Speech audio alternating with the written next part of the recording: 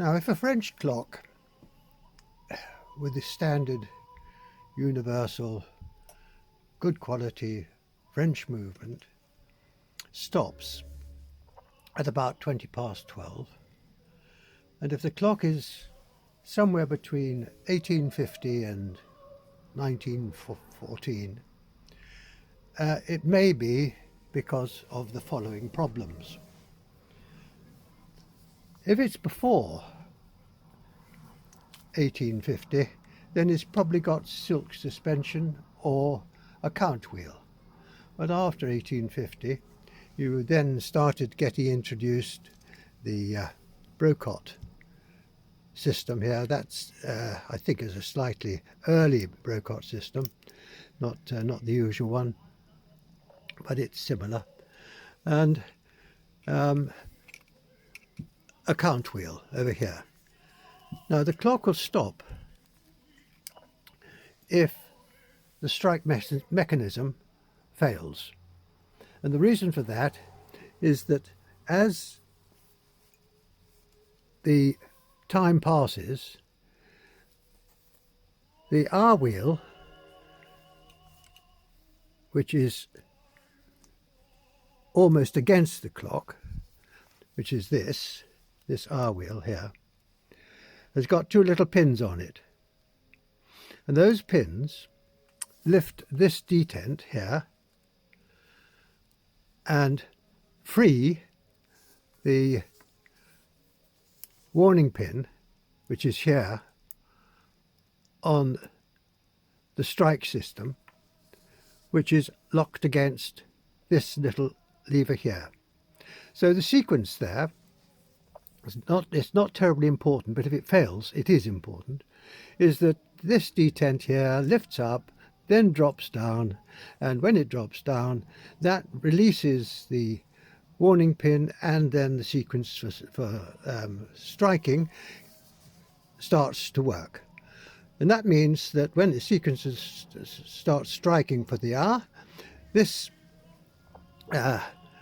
rack here falls down, and the depth of the fall is governed by this little rack tail here, and that falls on the snail. This is called the hour snail. So we've got governing this, we've got down in there this wheel here with two little pins on, and those pins, the outer one lifts for the hour because it lifts it higher, and the inner one lifts for the half-hour strike, and that's the detent it lifts. Now if that detent fails to lift, the clock will continue to work, but it won't strike. Now if it continues to work and it doesn't strike, it means that as the hours pass, you will see that the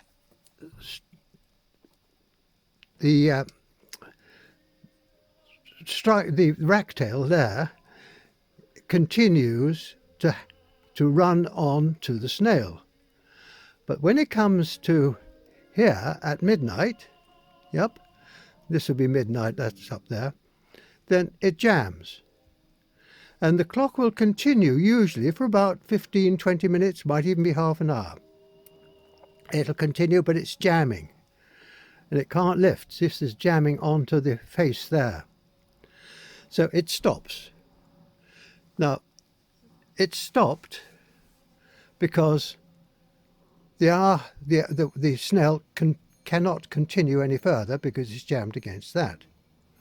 The cause of that could be that these pins here didn't engage with this detent here, because that detent was not touching it. In other words, this whole mechanism here may have crept forward, which meant that these pins were passing over the top of this, and they weren't knocking it up. So what do you do about that? Well, it's a real problem if you're the owner of the clock and you don't want to take it off to have it repaired. Then what you can do is to put the hour hand back so that it falls to 5 past the hour, like that, and then rock the clock like that so the pendulum starts swinging. Now, with a little bit of luck, and I really mean a little bit of luck, it's the detent here will engage with the hour pins here, and this will then strike 12 when the 12 hour comes round again. It'll strike 12, and it will continue to run, and as it goes through to 1 o'clock, then this will fall on there, as it should do at 1 o'clock. So you haven't cured the problem, but you've solved it preliminarily. What you can do also, which might help, is push the hour hand hard, as hard as you can, without damaging the face or without damaging anything, but push it back. Now that may mean that this mechanism here will be pushed back, and the pins in there, which are these pins here, will engage in the detents again and lift them up as they should do. Of course, it could be that the strike spring had run down and wasn't operating, in which case then this wouldn't work anyway, and this would continue. So you're not quite sure what hour this fell on, this hammer, this rack tail, because it can fall at any time, but still continue, the clock can still continue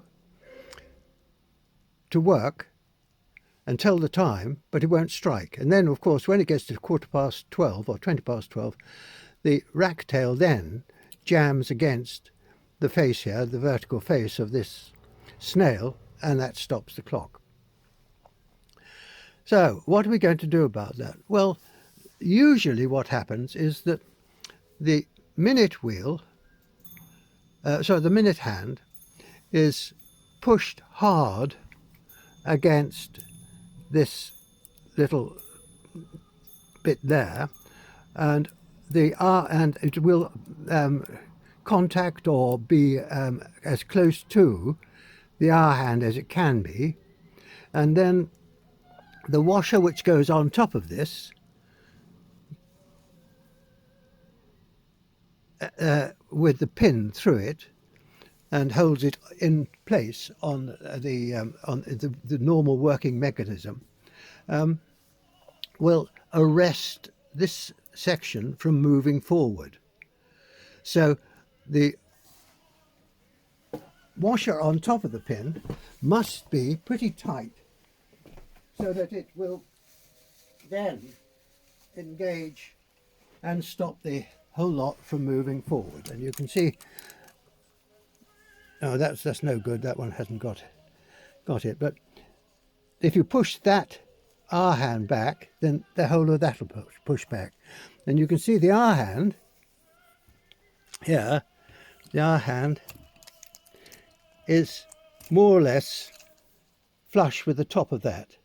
So the minute hand should be close to that, probably touching it, and then the washer which goes on top of that is held in place with a pin, and that stops it from moving forward. And so that'll help to hold it all back. Now the other thing you can do, which is an alternative if you are actually repairing the clock and servicing it, this detent here, this one here, yep, may have risen forward, backwards, and is a little bit floppy on this post there. It may need to be rebushed, the post may need to be rebushed, or alternatively you can, and I say this with a great reservation, make sure that this detent here, which is the one that you have to lift, yep, that one, which falls off, is just lifted a tiny bit, tiny bit, tiny bit. You can watch it and make sure that it's not going to foul the R wheel here, and it will be lifted by the pins. And if it's too far from there, the pins, then the pins won't actually lift it. But if it's in the right place, then the pins will lift it as it's going around, and as it drops off the pin, that's when the strike sequence takes place. There is another thing that you can do, which may help, and I've done it from time to time. And whether it helps or not, I don't know, but I do it. You've got the clutch on the wheel here, on the R wheel, this one here, and this little clutch here. If it's too loose, that little gap there, if it's too loose, yeah, it's not going to grip the cannon arbor. So what you can do is squeeze it. Now, if you're going to squeeze it, make sure that it's on the cannon arbor so you don't over squeeze it. Take a measurement of what it is before you squeeze it, like that, and then squeeze it so that it's about 0.04 of a millimeter. In other words, it's a very, very little squeeze that you give it. It's got to be comfortable. Don't go and squeeze it like when it's off. Squeeze it when you've got something to squeeze it onto, and then it won't squeeze too hard. And you can also perhaps give a little file scoring to the cannon arbor there, not longitudinally but round, so that it will grip that, and it's not going to, won't slide forward. So you've got various things you can do which will help to arrest it. Possibly make sure that this detent there is not overriding the wheel in there, but is just a quarter of a millimeter, half a millimeter underneath it. It will then be lifted, and that will mean that that'll lift the warning pin. This will drop, and when that drops, the warning pin runs, and that goes through. Make sure that the strike train is fully wound, or not necessarily fully wound, but has got enough wind in it so that when this drops, the fly here will run freely, because that's most important. And sometimes you've got to, if you've been working on the clock, make sure that the fly is not actually brushing against the plate. The next thing is you can make sure that the minute hand is held securely onto the boss here, with the pin on the which goes through the cannon arbor, and really clamps it down so that it's tight. It shouldn't be fussy, it shouldn't be floppy. There's a good indication of that with Malcolm Reed on one of his restoration works. I think it's number 9 on a clock, where he specifically makes a new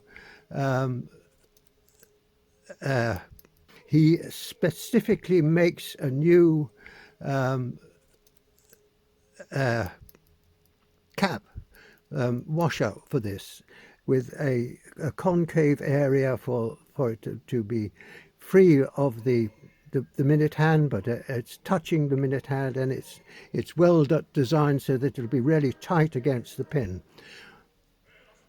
And if it does stop, then you can try what I've suggested. You move the minute hand backwards, only from 20 past 12 to 5 past 12.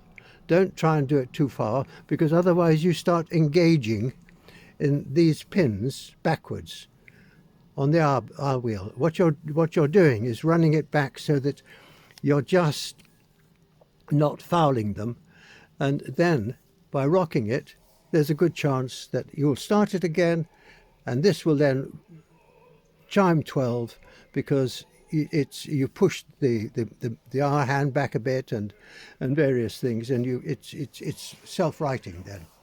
But the problem is that it will recur unless you do something about it.